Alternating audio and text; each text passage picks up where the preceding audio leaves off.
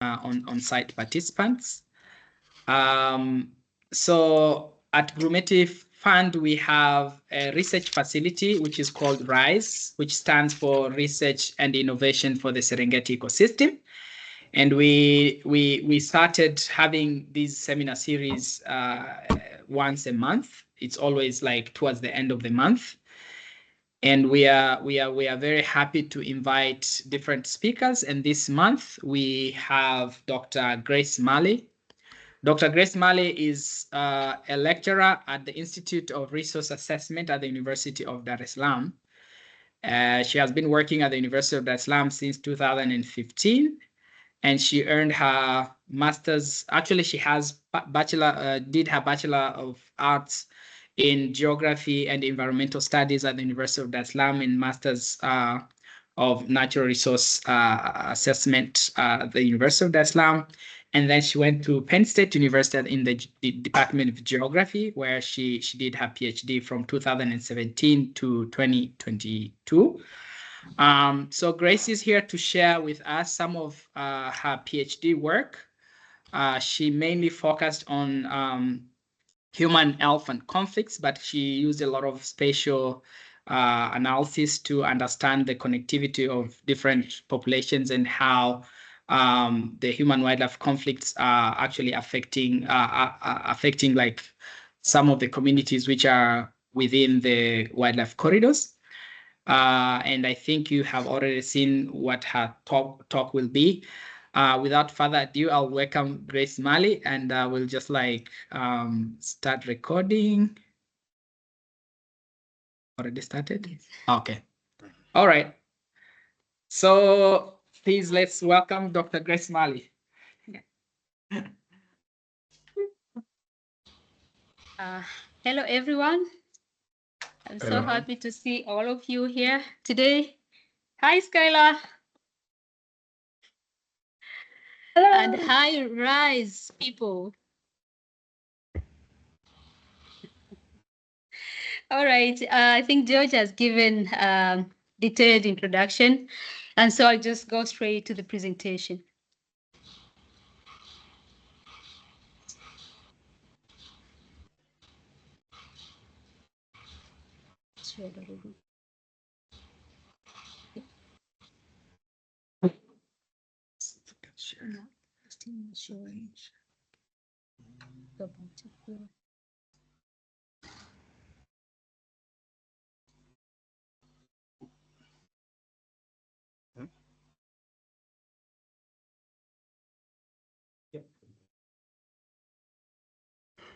Okay.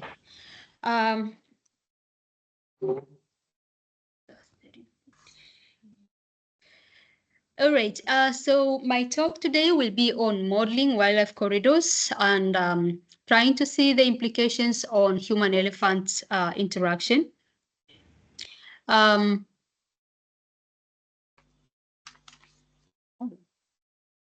right. Yeah. So I will take you through the introduction and then the methods used in the habitat analysis. We look at the results and the conclusion as well as the recommendation. And so currently standing at 7 billion people, the global human population is expected to reach 11 billion people by the end of the 21st century. And while the rest of the world will see a slight decrease in population, African continent is expected to move from its current 17% share of the global population to 40% during this time. And of course, this is going to be a big challenge since it will require increased food production and space to meet the needs of the tripled population of the continent.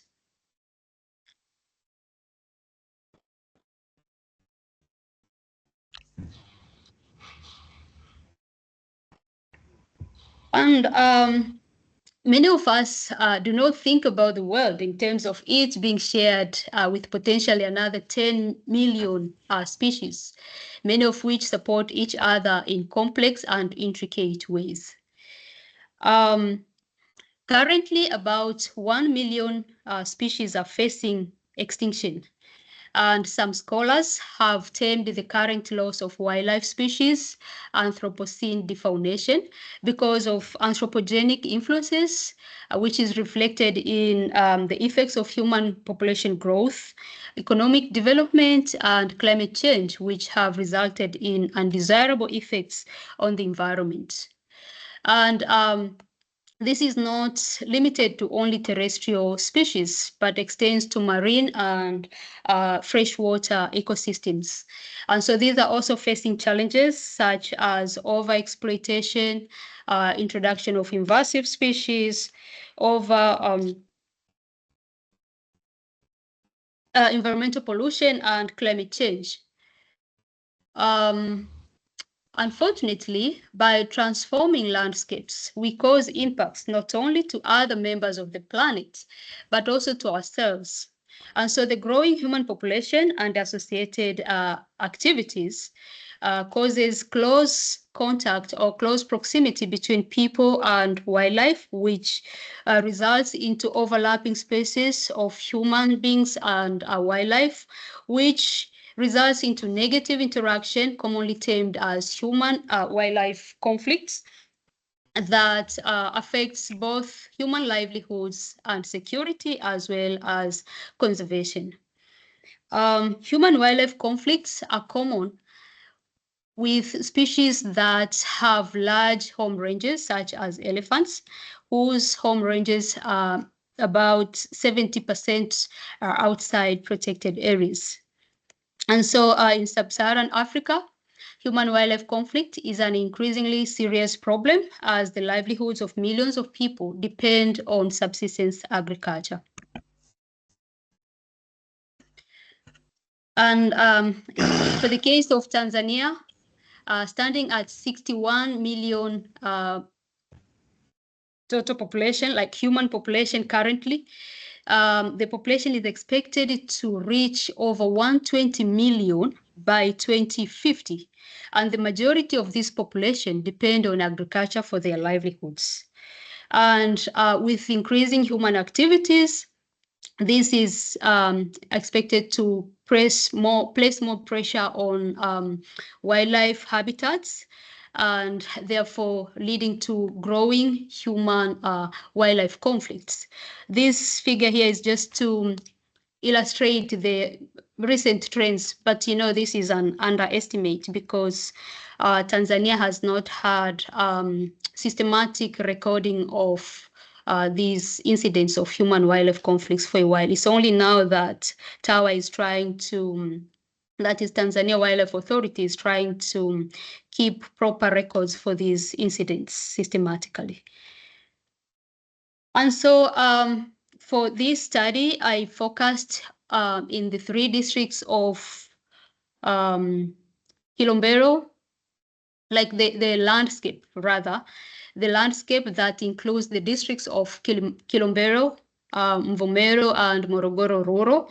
That includes the protected areas of Nyerere, Udzungwa Mountains, and the Mikumi National Parks, as well as the Wami-Mbiki Game Reserve. And so this area was selected because of large interests in the investments and actual large-scale agricultural investments, especially for the Kilombero and the Mvomero districts, and high records or rampant human-wildlife conflicts, especially with elephants, that the recent TAWA records show. And again, the focus on this area and on this subject was also inspired by the fact that the wildlife corridors, buffer zones, and dispersal areas and migratory routes have only recently started receiving attention about their protection. And another key reason for selecting this landscape is the fact that Wami-Mbiki Game Reserve acts like a connecting or a stepping stone between the southern Tanzania and the northern Tanzania elephant population.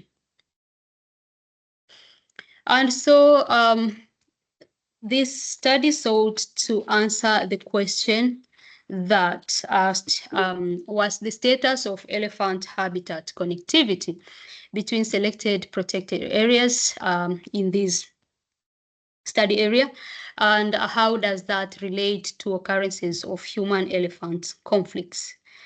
So here, the goal was to identify the potential areas for conservation network that could benefit from efforts to maintain and restore connectivity. And why did I choose elephants? It's because elephants have large home ranges that necessarily overlaps with increasing human spaces or human activities. And the fact that elephants need a lot of resources to sustain their lives, and that they need to move a lot to cope with the changing climate, like climate change. And the fact that elephants are umbrella species, which means that their protection will extend and will also mean the protection of the habitats of other related species. And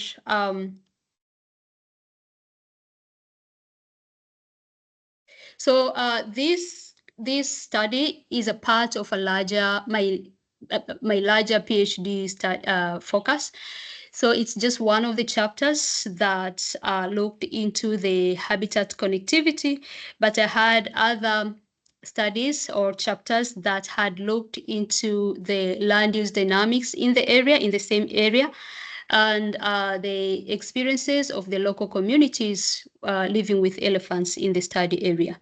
And so this study focused only on habitat connectivity. I mean, my presentation today is just only on this part that focused on habitat connectivity.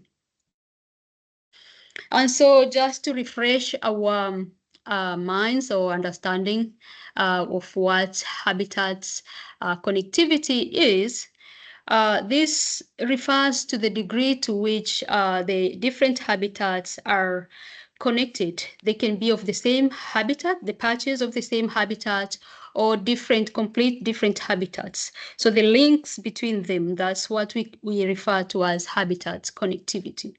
And therefore, understanding how heterogeneous landscapes support or inhibit the ecological flows at a variety of scales is important for responsible land management and conservation. It's also good to familiarize with the terms that were used in the analysis of this study. So we have this concept of sources or nodes or cores. So these are patches of habitat that we are trying to connect. And in the context of my study, these are the 4 different protected areas. And what I was trying to do is to find the best links between these 4 protected areas. Another concept is resistance or coast surface. This is the degree to which a grid cell or pixel facilitates or impedes movement of a species across the landscape. And related to that is the least cost path, which is the one cell-wide path that connects between these core areas or the nodes or the sources. And from the image here, you can see origin and destination, but any of them can be either the origin or the destination, depending on your starting and ending point. And so again, just to recap why we need to to understand or why are habitat connectivity important. So habitat connectivity is important in biodiversity conservation to allow gene flow and reduce inbreeding between populations and maintain biodiversity or genetic diversity within the population. Another importance is allowing for species survival when the move to allow them to move out of where they are for foraging or seasonal migration to access resources or colonize new areas and enable them to adapt to changing environments such as to adapt to climate change. And another importance of habitat connectivity is to maintain ecosystem health in terms of allowing pollination, seed dispersal, and nutrient cycling. And so the use of models for understanding wildlife habitat relationship is widely applied in landscape ecology. And in modeling, we are creating what we call virtual landscapes. So for this study, I used the least cost and circuit theory-based connectivity models. So the basic this kind of analysis determines what is the most efficient route for species movement, considering landscape resistance. And our focus species in this study was elephant. So we're trying to determine the most efficient routes for elephant movement from one core area to another. The basic inputs for the model are the resistant surfaces and the core habitats. Resistant surfaces are created from environmental and anthropogenic data. And so ecologists distinguish between two types of connectivity, which is structural and functional connectivity, where structural connectivity focuses on the configuration of the landscape, while functional connectivity takes into account movement behavior of the focal species. And so for this study, I focused on the structural connectivity. The analysis was done using GIS tools, the ArcMap and the Linkage Mapper, which is a GIS tool that is embedded within the GIS software. And here is just a summary of the workflow that I used in the analysis. First, to put together the environmental and anthropogenic predictor variables, and then to determine habitat suitability for elephants, and then creating resistance layers as well as core habitats, and then modeling the least cost path, model validation, and then identifying potential corridors. And so the parameters used in the model includes elevation, which was obtained from SRTM, digital elevation model, and I derived slope from that SRTM's digital elevation model. And then others included proximity to settlements, to water sources, and to roads, the data that I obtained from the East African Regional Center for Mapping and Research Development, RCM-RDIV. And the last parameter or variable that I used is the land use, land cover data that I created on Google Earth Engine for my other chapter on land use dynamics analysis. The table here presents the weights assigned for elephant habitat preference, ranging from 1 to 10, with 1 being highly suitable and 10 highly unsuitable. For each variable, the analysis dropped the outlying values and calculated the mean for the remaining ones. To obtain or to understand these weights, I used a combination of published information on habitat use for African elephants and opinions from experts who have worked extensively on elephants in Tanzania.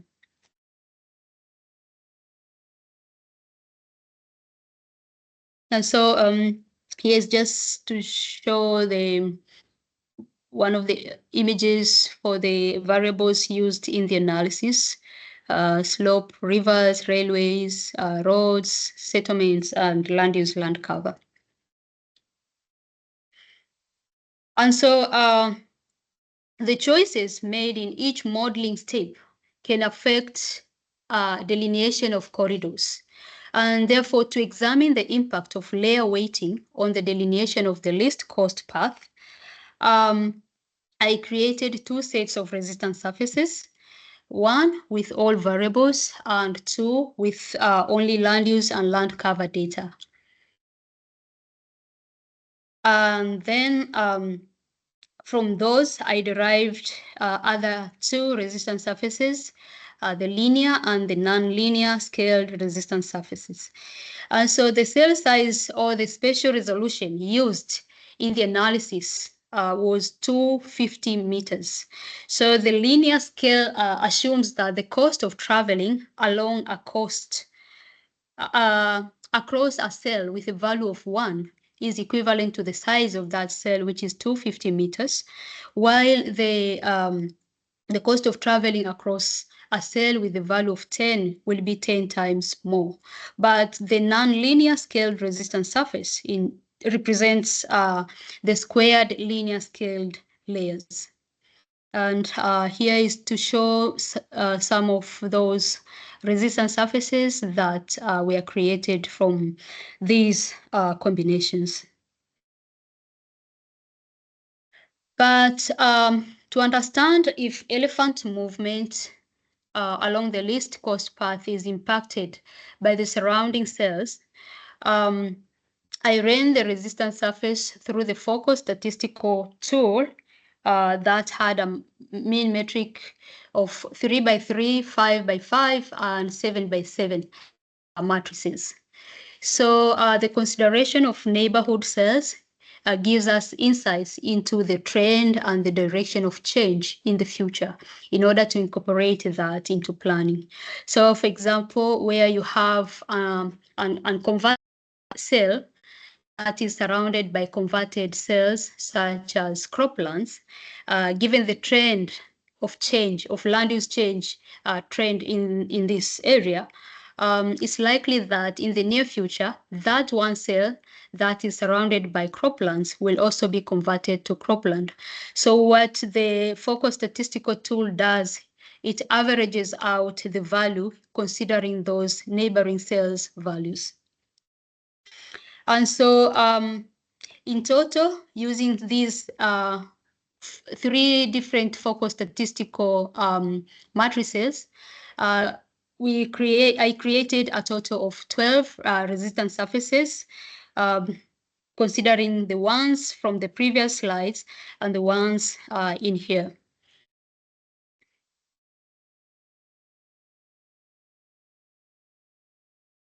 So using the 12 created resistance surfaces as inputs and the 4 protected areas as core habitats, I mapped the linkages between the protected areas using the linkage mapper tool.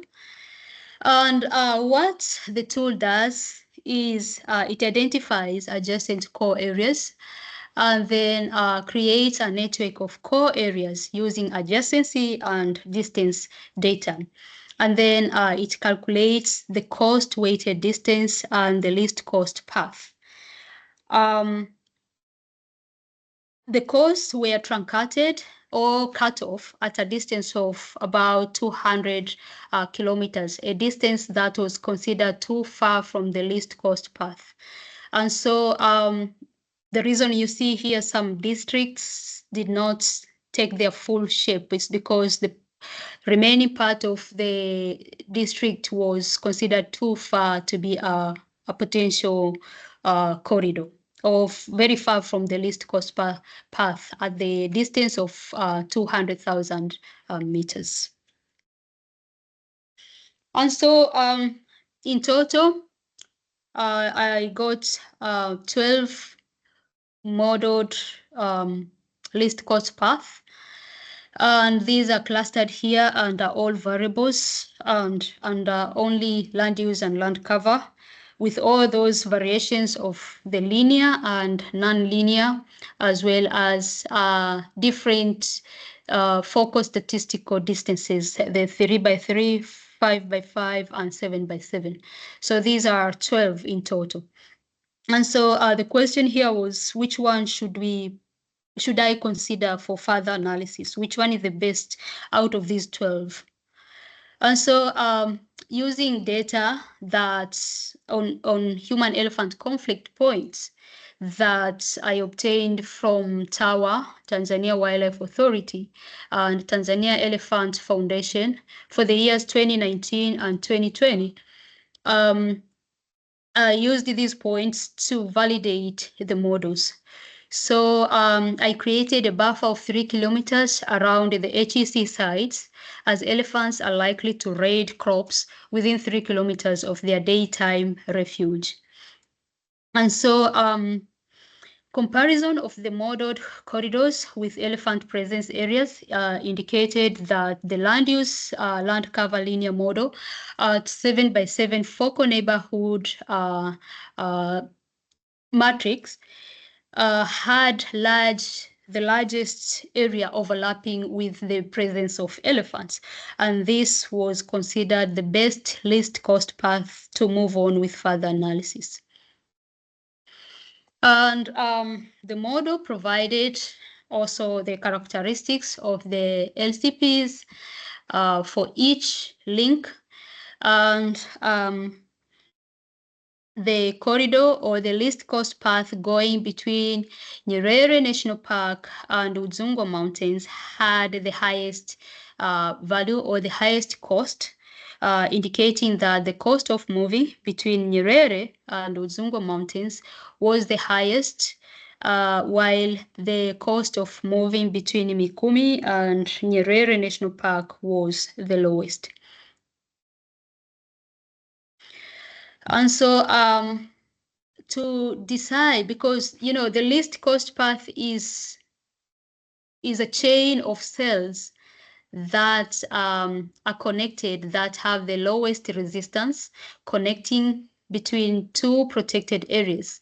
And so they are only about 250 meters wide, because that's the cell size used in this analysis.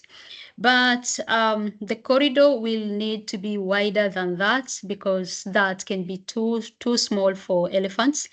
And so I did not have a fixed width of the corridor.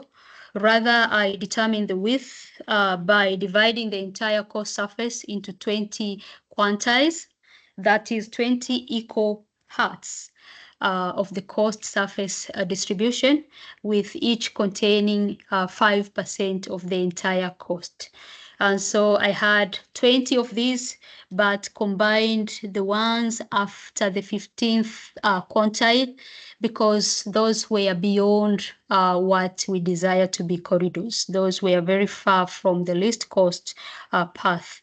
So for consideration, I had the 5%, the 10%, and 15% as potential corridor areas.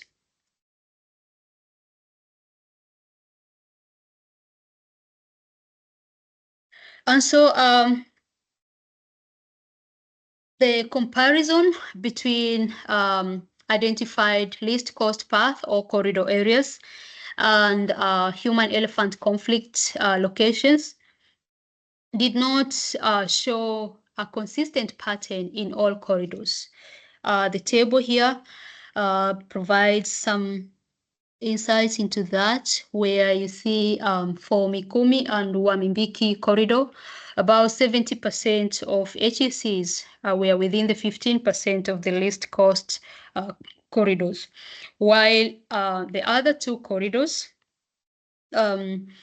Nyerere and Wami-Mbiki and Nyerere and Udzungwa Mountains, had only 33 and 39% respectively of their HECs occurring within the 15% of the corridor. And so another analysis involved pinch point mapping. So using pinch point mapper, which is also within the linkage mapper in GIS, I identified locations where the corridors are narrowing and are likely to be blocked due to presence of barriers. Pinch point mapper applies circuit theory, treating the corridor as a surface through which the current flows, and it identifies areas with low and high current resistance.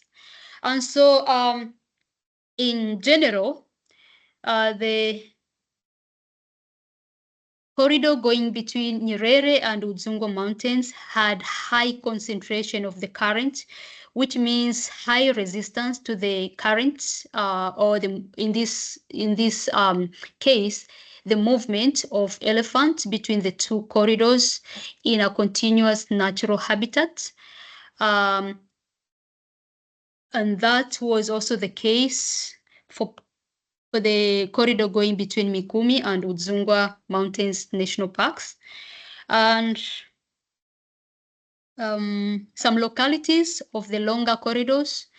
So we have this corridor going between Mikumi and Wami-Mbiki, which is about 100 kilometers long, and this is over 100 kilometers long. And some localities showed some signs of constricting in parts of Doma, for example, for this corridor, and Kimambila. And then for the corridor going between Nyerere and Wami-Mbiki, in parts of Bwilaju, Tununguo, and Kiganila, the corridors were found to be constricting. They're narrowing. They're still useful. They're still open. The current still flows, which means the elephants can still move.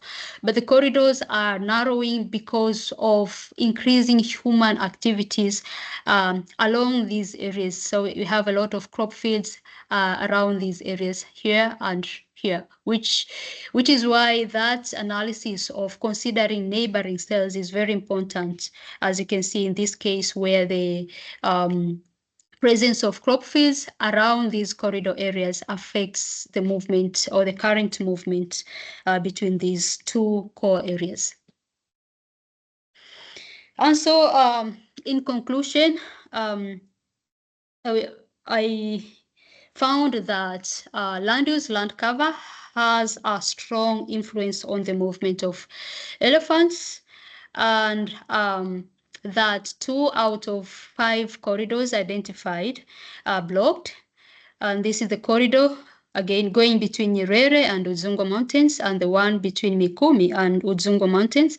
And of course, that makes sense because if you look into the Google Earth images, you see that the land along these paths have been converted into cropland and settlements. And there is no currently continuous natural habitat going between these protected areas. And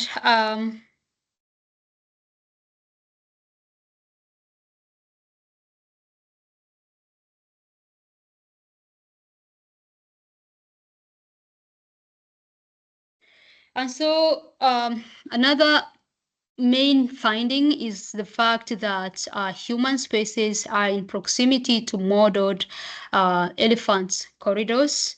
And for the villages, so the other one of the chapters which looked into how people live with elephants, their daily interaction and the impacts of elephants into their livelihoods. I had assessed the 3 villages in Mvomero districts, which are Lubungo, Mingo, and Melela. And so comparing these villages with the identified corridors, I see that the Lubungo, some villages, especially in the Mvomero district, are within the 15% of the wildlife corridor, like the elephant corridor. And more specifically, Lubungo is within 10% of the corridor at a distance of 5 kilometers, while Mingo is within 15% of the modeled corridor at a distance of 7.3 kilometers from the LCP. And then Melela was at a distance of 11 kilometers from the LCP. And so there are also crops crop fields that were within the river tributaries of the Mkata River, along which the corridor runs. So the modeled corridor runs around this red line here, which is along the Mkata River. And then you can see here that there are tributaries going away from the Mkata River into the village. And the villages have some of their crop fields within these tributaries.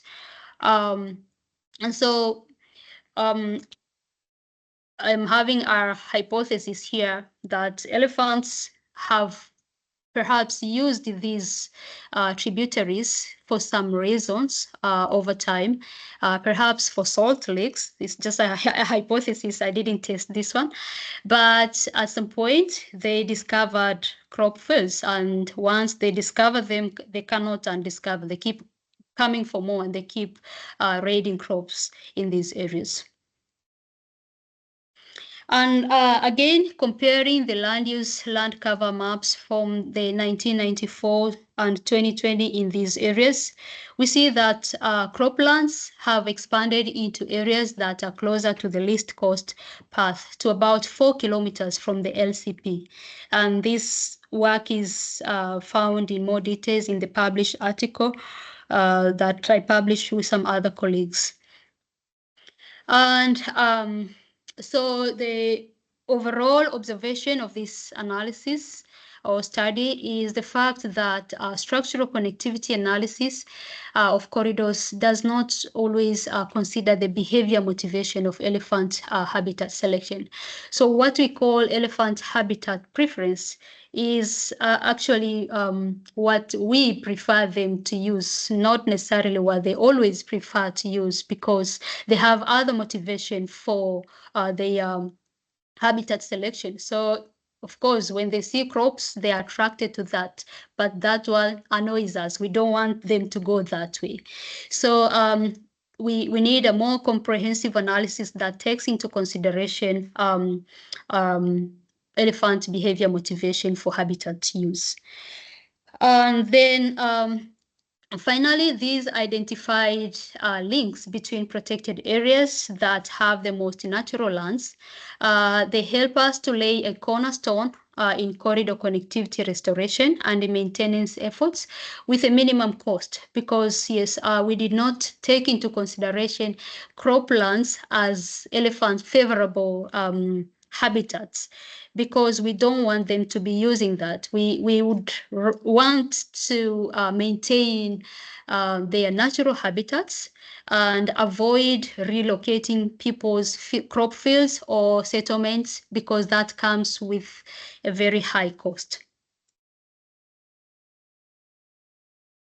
And so for the recommendation, we have seen that the proximity between people's activities and elephant habitats use or elephant species is increasing, and that's likely to increase in the future because of the projected increase in human population and associated activities.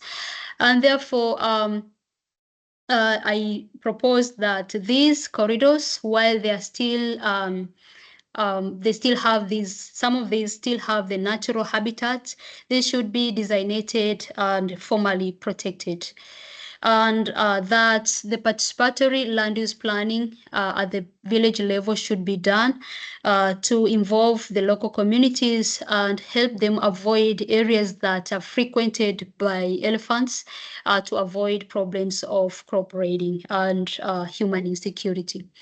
And then to provide or to help the villagers and the communities to have better climate change adaptation strategies, because some studies have shown that local communities adapt to climate change by expanding their cropland. The yield is not increasing. So what they do, they try to cope up by expanding their crop fields, which unfortunately affects on the habitat connectivity. And then reduce dependence on agriculture by providing some alternative livelihood strategies. And then perhaps allocate more tourism benefits to the local communities who bear a large cost of living with elephants. And with that, I thank you all for your attention, and I will take any comments or questions, if any. Thank you so much. Thank you very much, Dr. Grace, for such a wonderful presentation. I mean, I know like a lot of people are online, but we could just like give her hands of applause by maybe unmuting and clap or virtual. All right. Yes. All right. So maybe you just open the floor for questions, and then we'll have maybe 20 minutes of questions and answers. So just like if you have a question, you can just unmute yourself or like raise hand, and then I will just be moderating, but Vicky will also be moderating. But also you can type your question on the chat as well. That would be even more handy. And then for those who are on site, Vicky can help us also like figure out who is asking a question from here. All right. Any question?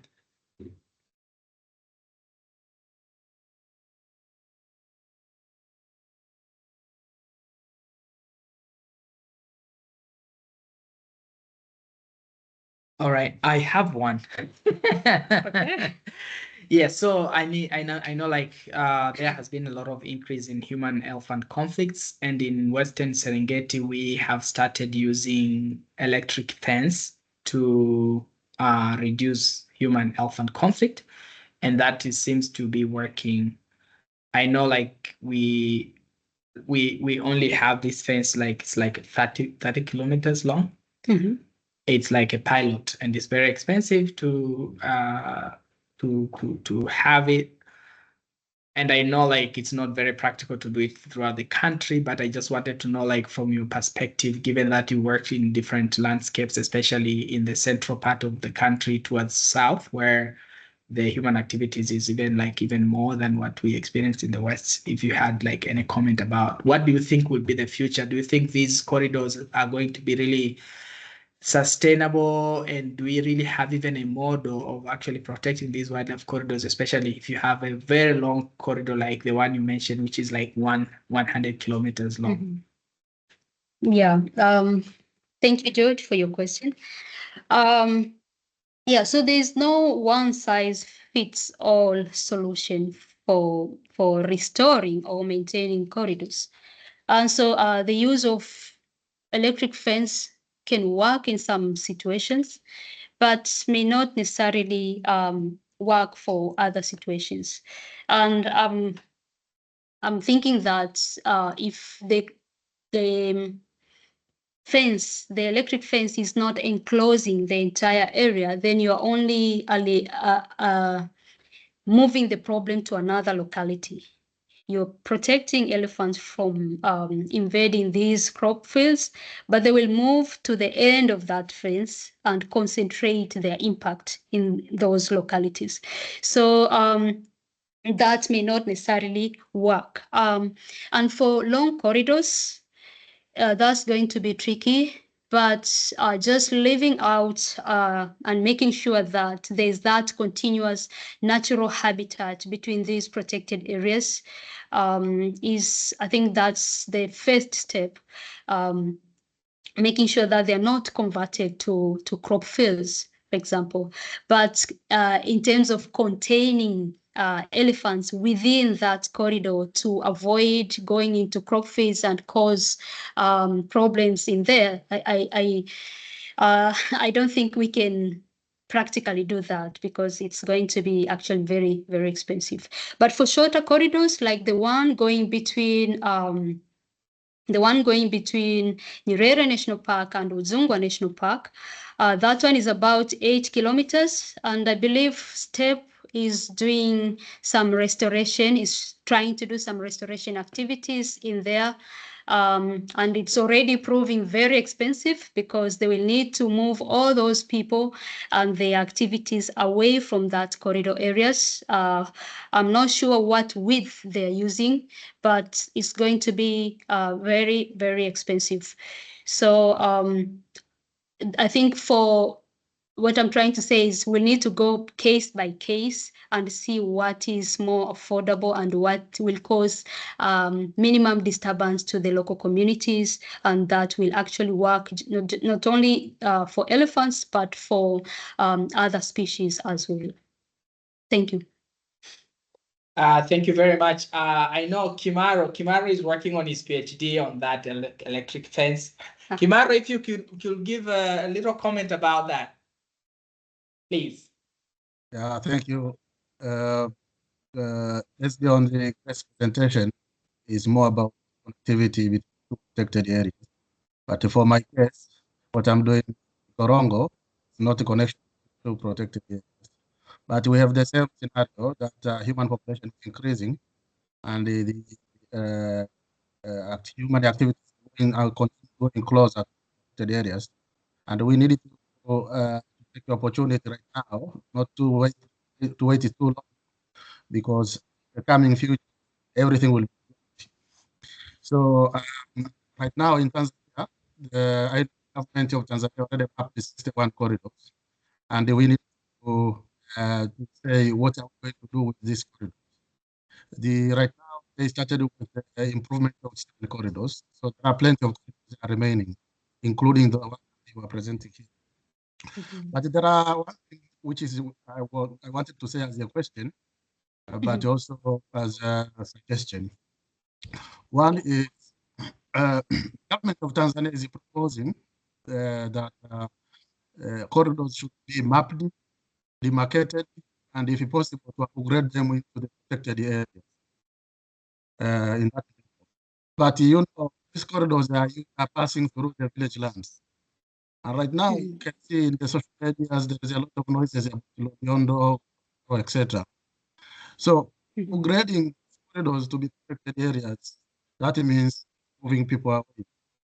So that's how we're expecting noises of the one corridors everywhere in Tanzania, if it will be upgraded into protected areas. That's one downside of the thing that we need to do. But some of the donors, like you said, they are suggesting they don't want to see the corridors upgraded level of protected area. Rather, it should be a participatory conservation approach between those corridors and local people. So I can see your recommendation says that we should be protected area. So can you tell us, based on the prediction that you see that in the next 200 years to come, it will be full of, and all the corridors will be blocked. Do you think this hypothesis or idea of working close with the community to maintain this is possible? Is going to work? While the government is suggesting we should upgrade them to be protected area rather than saying that we your community. Another thing I wanted to ask you is based on the variables you considered in your model. Yeah. One of which I see that perhaps they were missing is about household drivers. You know, elephant movement, habitat utilization, also incorporate landscape features and the household features. A study in has showed that human-elephant is also driven by some of the house drivers, including the distance from the crop fields. So the households are closer to the crop fields, they are likelihood to chase away elephant and reduce the field.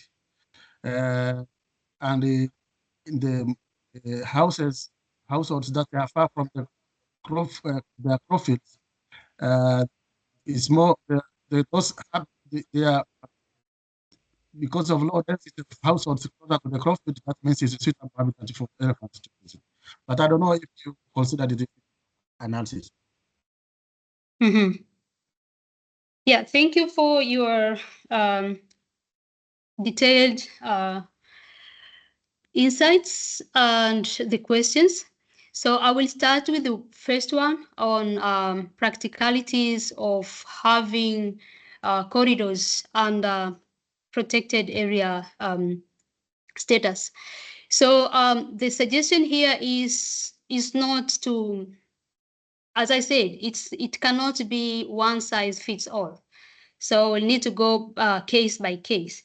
But what I'm suggesting is we do some form of protection, not necessarily the strictest one as the national parks, but some form that may allow some human use or may have some friendly associated human spaces, but that does not necessarily lead to conversion of these areas into human spaces completely. But again, it's going to be challenging. You say people will make noise. Yes, people will make noise. And it needs to be a very participatory approach. We cannot sit in our closed offices and decide from now we are going to move people living between Udzungwa Mountains National Park and Nyerere National Park. We are going to move them to Morogoro Rural District, for example. No, we need to sit down and involve them and see the best solution together, I think. For the variables, I don't know, you were breaking a bit, but what I got is the relationship between HECs and the distances from the households. Is that what you asked? Can you rephrase that in a bit if I can get it better now? Yeah, I was asking if you consider the distance from the people to the corridor that you Distance from the household households, to the corridors that you investigate. Okay, yes. Yeah, so for this analysis, that was not part of the analysis. So the households and the roads, all of these anthropogenic or infrastructure were considered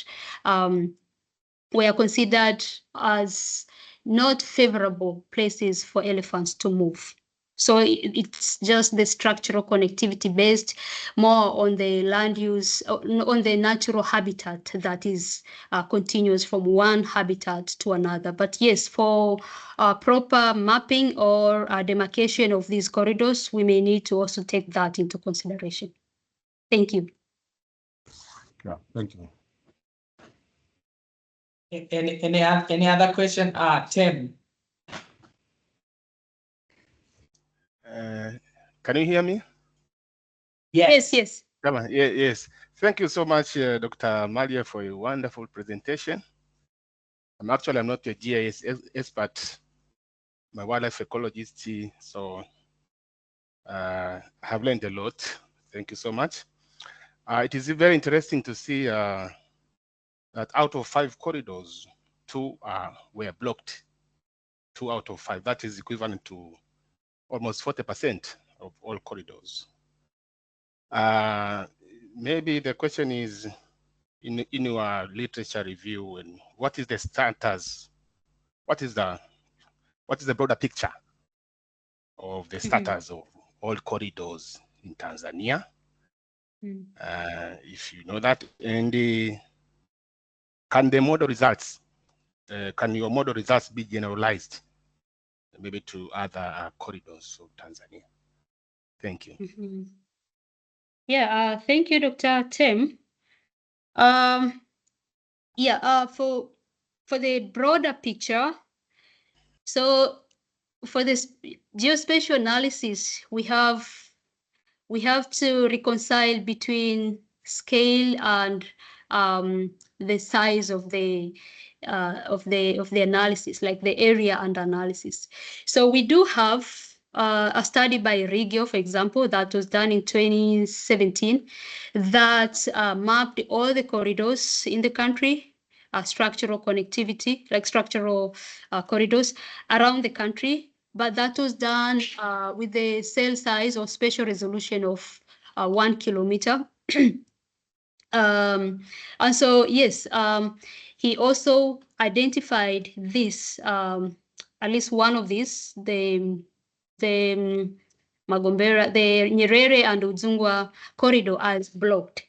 Some others were, they had different levels of status, but very few were blocked, not many were blocked. So yes, for the case of my study, 40%, but it's because my study is narrowed to just these ecosystems. And then about being able to generalize these results, as I think for precision and for action based study, we need to narrow down to that small scale and consider area specific features that may be affecting wildlife corridors between different protected areas. So generalizing, no, I would suggest that if you want to do the same for the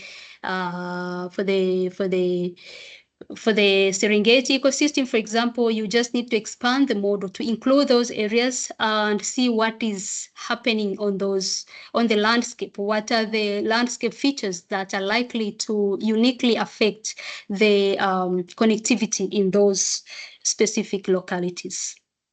Thank you. I hope that answers your question.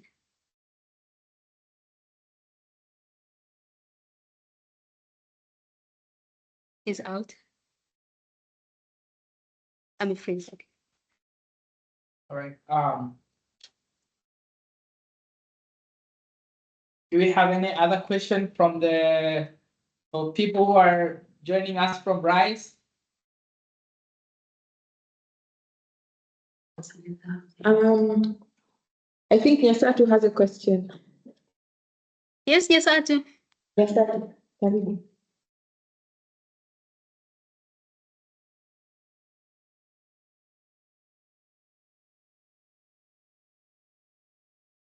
Hi guys, thank you for the nice presentation. And I just had one question. I was thinking like, how do local communities perceive the benefits and the drawbacks of wildlife corridors, and how their concern can be addressed? That's a very interesting question.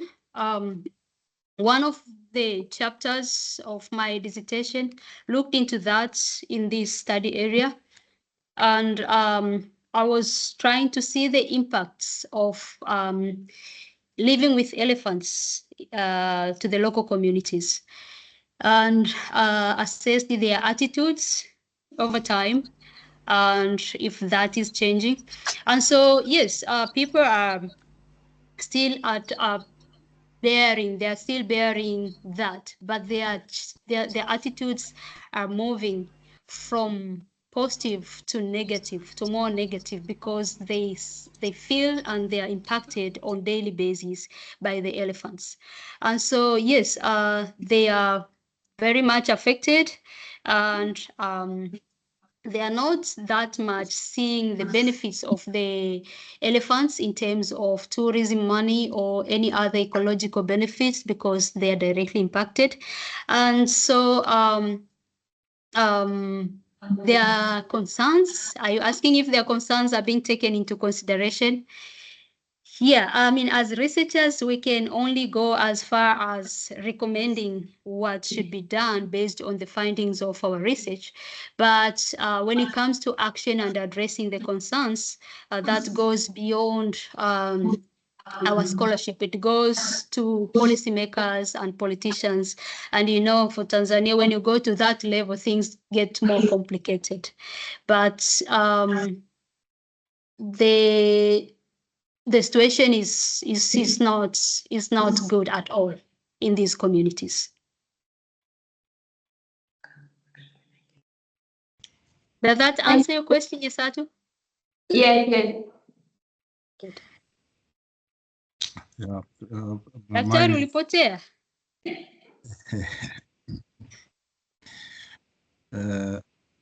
I wanted to say that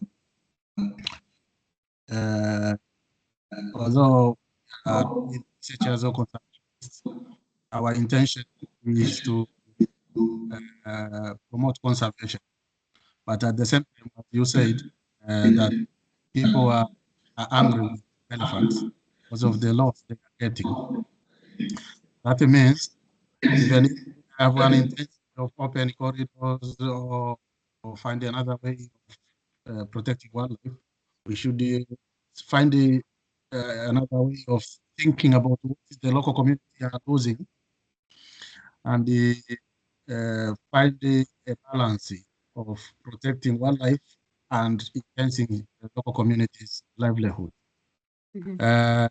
I've seen in other places like Botswana, when I visited there, one of the things that I learned is that people, they worked together with the land authorities and they designated the corridors even without putting fence, just a natural habitat. And the people they respected those corridors, no one is allowed to construct a house there. No one is allowed to cultivate crops. The corridor is there. But to understand, the elephant will not only use the corridor, sometimes they may snitch and go to the household or their nearby homes. It's from there then the conservationists came up with the alternatives. One of the alternatives was to compensate the crop loss or damages by elephant or wildlife.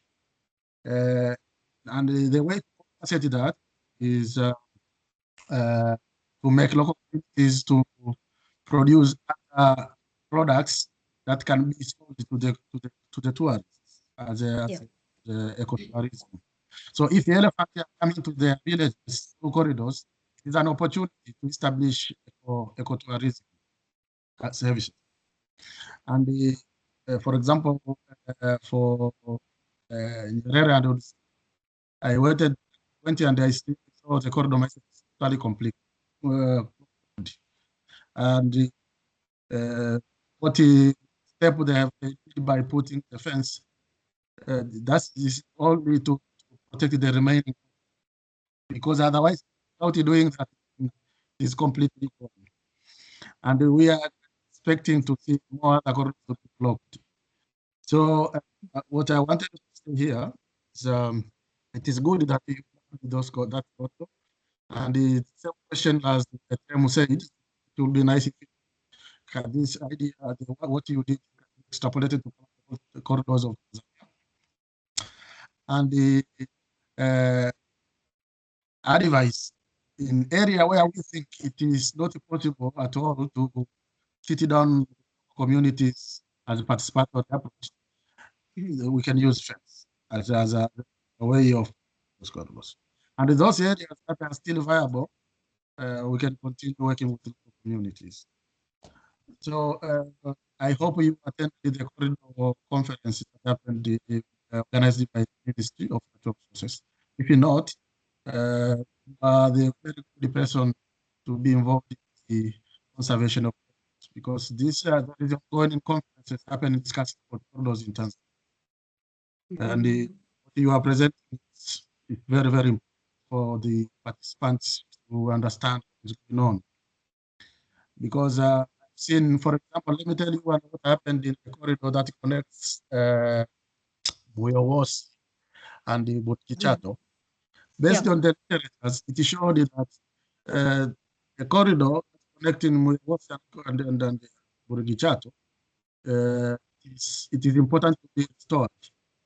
But Itawiri, when they call out some elephants were using different routes, not even that area people are putting money. And it shows that the elephants are using forestry reserve, not the villages. And then everything changed, that there is no need to continue with that project of convincing local people. Instead, we make sure that the forest is not disturbed, because that's now the elephants they are using. But at the beginning, you mentioned that you didn't take into consideration the behavior of elephants. That means it might happen the same thing like what we found in the Butkichato, that put a device, and the tracking data is telling you that and if the local communities are experiencing elephants passing in their villages, but because of the disturbance or because of the difference of time, the elephants have changed the route. So incorporate the tracking data to improve the model, that will be very nice. And there is a big project of collaring elephants through to Tanzania to understand corridor movements. Okay. Yeah. Yeah. Thank you so much for your great insights, Mr. Kimaro. And yes, you mentioned a conference. I didn't get it. You're breaking somehow. I don't know why on this end. But what conference? I want everybody to hear it and be aware that we have that conference and maybe attend. Yeah.